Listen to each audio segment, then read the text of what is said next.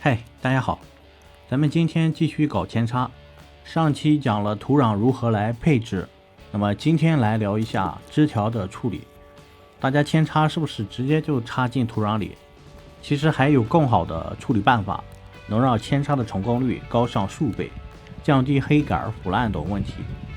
这是今天要扦插的枝条，大家可以看到这个枝条的底部有一圈发黄的地方，呈现深褐色的就是新长出来的愈合组织。枝条长根有两种出根方式，一个是从表皮，另一个是从愈合组织。很明显，从愈合组织长出来的根系呢，又凸又长，在植物的生长过程中呢，它会逐渐变成主根，所以呢，打好扦插的基础，可以让植物长势更加旺盛。当拿到枝条之后呢，肯定是要进行清洗。清洗主要清洗叶柄的地方，因为那里灰尘和细菌比较多，这是扦插的一个重点。在我们扦插的时候，并不是所有的叶子都已经自然的脱落，还有一部分呢会遗留在上面，这里就不用特意去清理。一会儿呢，我会讲一下更好的去除方法。如果带着叶柄扦插呢，无疑会腐烂。之后呢，就会招很多小飞虫来繁殖，到时候土壤里面都是小虫子，根系和树皮正处于脆弱的时期，只能被当作虫子的食物被吃掉。前期呢，一定要处理好，以防给这些小飞虫可乘之机。有的新手朋友还不知道扦插的时候哪里朝上，稍微普及一下，这个芽点呢朝上的地方就是扦插朝上的方向，跟着芽点走就可以了。清洗和芽点方向确认之后，再进行杀菌处理。这里用的是高锰酸钾，就是平时养鱼的朋友可能会知道啊，用量根据包装上的提示就可以了。我这里兑水1000倍、500倍都可以，处理一下就行了，大约泡20分钟就可以了。时间到了之后，将枝条拿出来啊，然后进行自然的风干或者晾干都是可以的。有时间呢，可以偶尔翻一翻，干的会快一些。枝条的处理，我选择留出来4个芽点。这个顶端的枝条太短了，如果留得太短，枝条里面的营养就支撑不住。正常的话，留3个芽点就可以了。有时候要随机应变。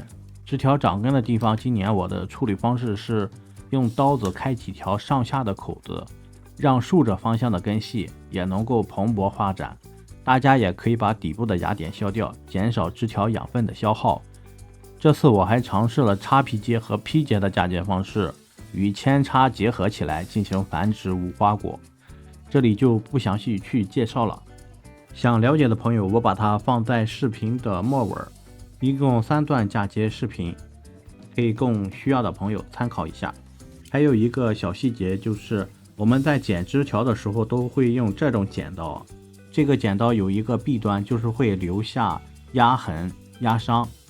如果有这种压伤组织呢，我们要用小刀把压伤的表皮组织给它去掉，以防在我们扦插的过程中遇到枝条的腐烂，导致扦插失败。枝条的修剪和处理就到这里了，再来准备好纸巾和清水，纸巾的水分扭干掉之后，再将枝条包裹起来，放在袋子里面。这个袋子里面的空气把它挤掉，留一点点缝隙。接下来是为期3天的催育黄金时间，因为这样做呢，可以将更多有害的细菌给带出来，为以后的催育打好基础。催育最注重的是温度和湿度，湿度我们现在有了，温度呢，找一个家里面最凉快的地方，最好稍微有点风。我这里选择房子的背阴一面的房间，这样就不会让枝条长毛发霉。3天到了，把袋子打开看一下，先把叶柄给摘掉。现在的叶柄用指甲轻轻一掰就下来了，因为缺失水分之后很自然而然的一个脱落状态。打开纸巾看到黄色的东西，说明枝条已经开始在愈合了。另外今天要换掉纸巾，有张纸巾上附带着一点一点的黑色，好像是霉点啊，这里是要换掉的。之后呢就不用再换了，大约用了不到2周的时间就可以催育好了。在这个过程中呢，我一共换了2次纸巾，就是视频中1次，然后再就是开袋的第3天，纸巾上有点发黑，我换了1次。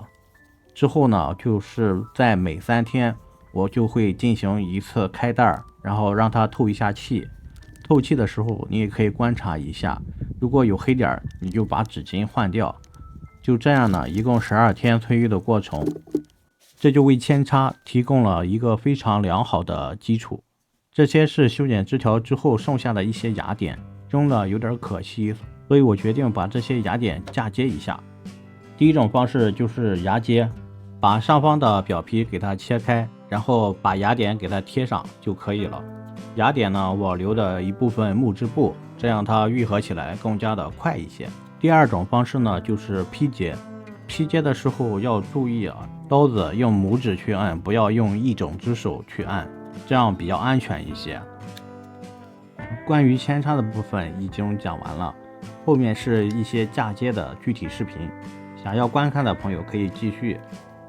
感谢大家的收看，今天的视频就分享到这里了，再见。